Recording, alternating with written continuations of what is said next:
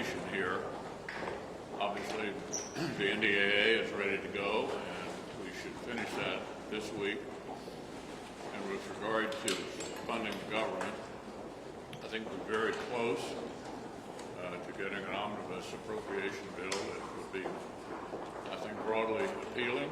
It would meet the defense number of the NDAA without having to pay a bonus above what President Biden asked for domestic priorities of the Democrats. Why would they accept that? Well, they according to our calculations, spent about $700 billion in the two reconciliation bills earlier this Congress on their domestic priorities. So the priority now is to get the defense adequately funded. Also, we need to stick with our friends in Ukraine, and that supplemental, I assume, will ride along with it. Finally, I would say this needs to be finished no later than late evening on the 22nd. We intend to be on the road going home on the 23rd. We intend not to be back here between Christmas and New Year's. And if we can't meet that deadline, we'll be happy to pass a short-term CR into early next year.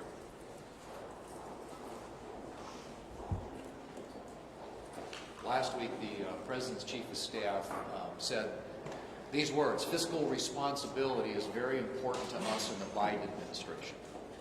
And I think the American people know that nothing could be further from the truth. We've seen record inflation borne out again today by the latest CPI numbers, but if you look at the increase in the cost of everything since this administration has taken office, it's gone up 13.8%. Overall, if you look at groceries, 12% increase, electricity 13.7% increase, and this is year-over-year numbers, and fuel oil 65.7% increase year-over-year. And this is a result of the massive amount of spending that this administration and on a party line vote, the Democrats here in the Congress have approved in the last couple of years. It's as simple as that. And so what happens now is the Fed meets tomorrow, and they're, again, looking at another increase in interest rates, which for the American people who are putting more and more on their credit cards, looking at price for automobiles, price for homes, other things that they buy on credit, interest rates continuing to go up. So, this administration clearly has no plan for how to deal with that, but there are a few things I think that we could do if we were serious about getting inflation under control, and they have to do with extensions of expiring tax policy that was part of the 2017 Tax Cuts and Jobs Act, one of which is bonus depreciation. The Tax Foundation suggests that just extending bonus depreciation would create tens of thousands of jobs, add positively to the GDP. The research and development tax credit, or allowing the companies to take the full deduction for that, also would be something that would create jobs, create growth in the economy. These are pro-growth tax policies that would help keep the economy expanding and growing, incentivize businesses to invest, and make sure that the American people have even better paying jobs. So I'm hopeful that those are a few things that we could get done here in the waning weeks before the end of this Congress.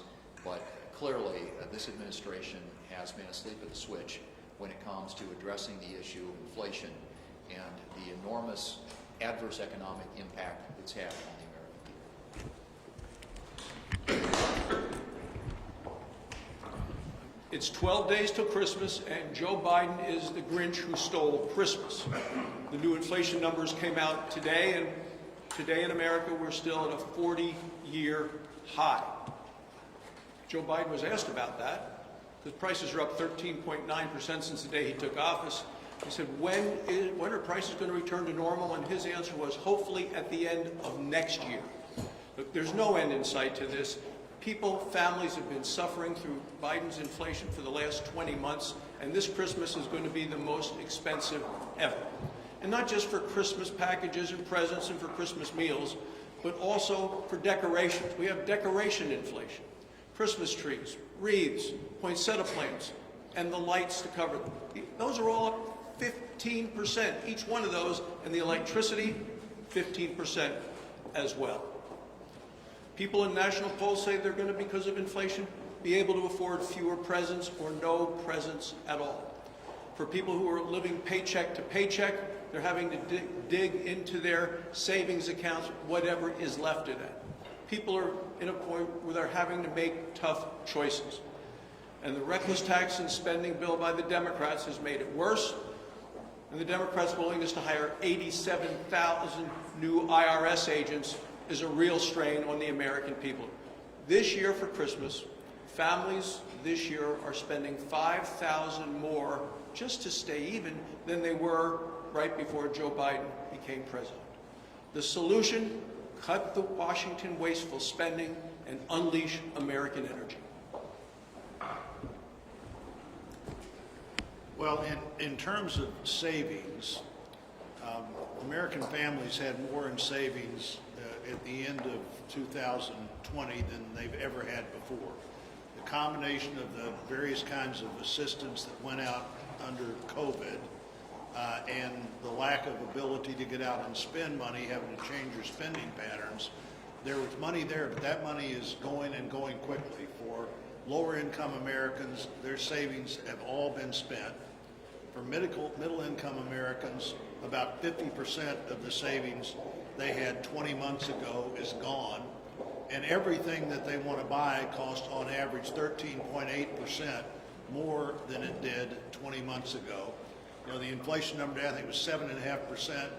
Some people say, well, last year it was 8, 7.5 this year, it must be going down. No, you add those numbers virtually together. 13.8 in the 20 months since President Biden started with these bad energy policies and policies that drive inflation and hurt families. It needs to stop. It needs to stop now. Unlikely that most of that 14 cents that everybody's lost out of every dollar they have or will have will go back to anywhere near where it was before. That money's gone.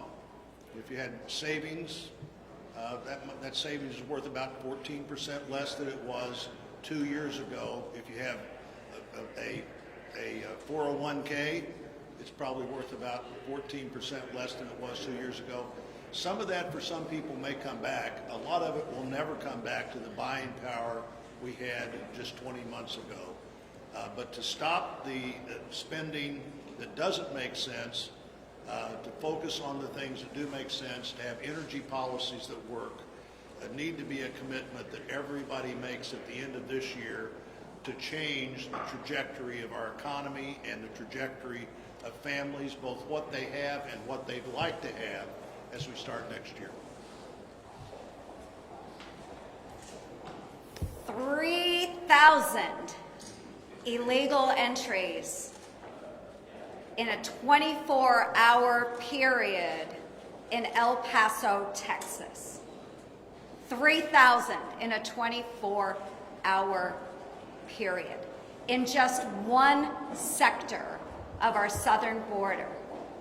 73,000 gotaways in the month of November.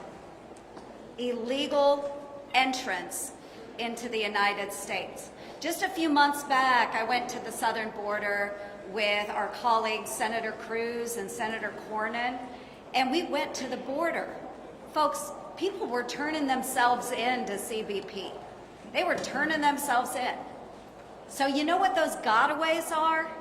They're bad people that know that they will be detained by CBP and turned back. That's why they run away. 73,000 bad people coming into the United States in 1 month. We know that Title 42 is set to expire in mere days. But what is the Biden administration doing, folks? President Biden says he has more important things to do than address our southern border.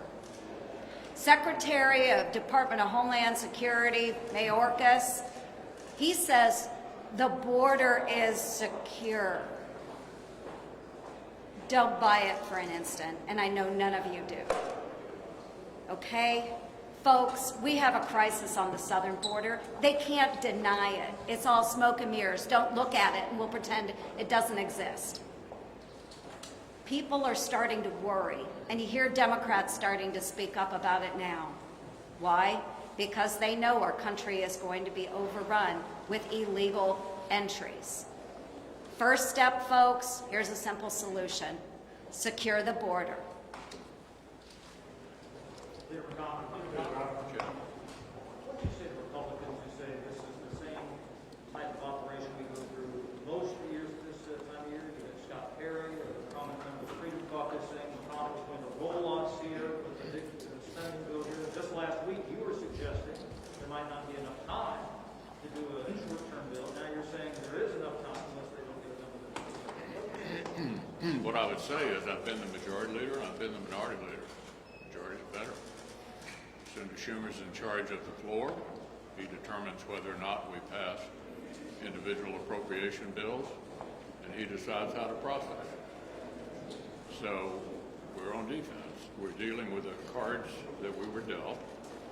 And what I would say is, given the fact that the Democrats have this presidency, the House, and the Senate, to meet our defense number and to not pay any bonus to the Democrats on the domestic side to achieve the defense number is far and away the best we could do, given the fact that we don't control the floor or the government.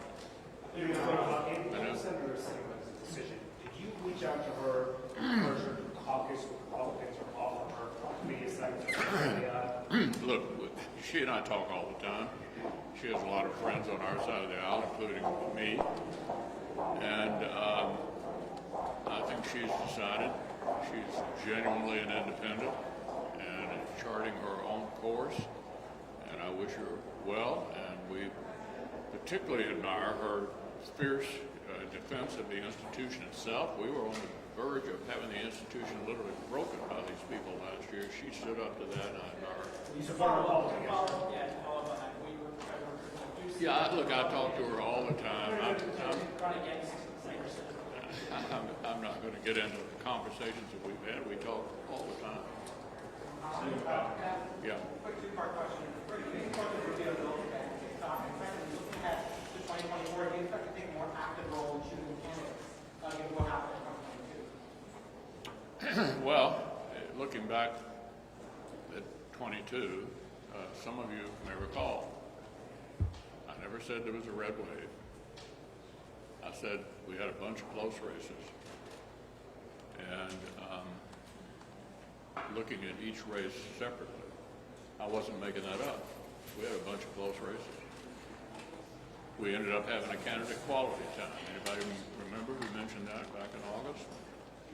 Look at Arizona. Look at New Hampshire. In a challenging situation, Georgia as well. We did, by we, I mean the Senate Leadership Fund, did intervene in two primaries, in Alabama and in Missouri.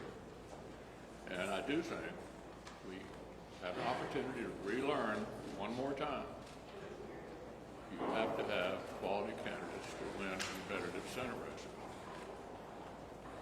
We went through this in 2010, 2012, Christine O'Donnell, Sharon Angle, Todd Akin, Richard Murdock, and unfortunately revisited that situation in 2022.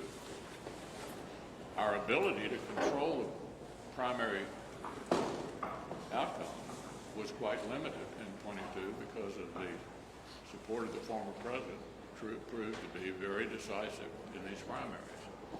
So my view was, do the best you can with the cards you're dealt. Hopefully in the next cycle, we'll have quality candidates everywhere and a better outcome. And Rubio bill?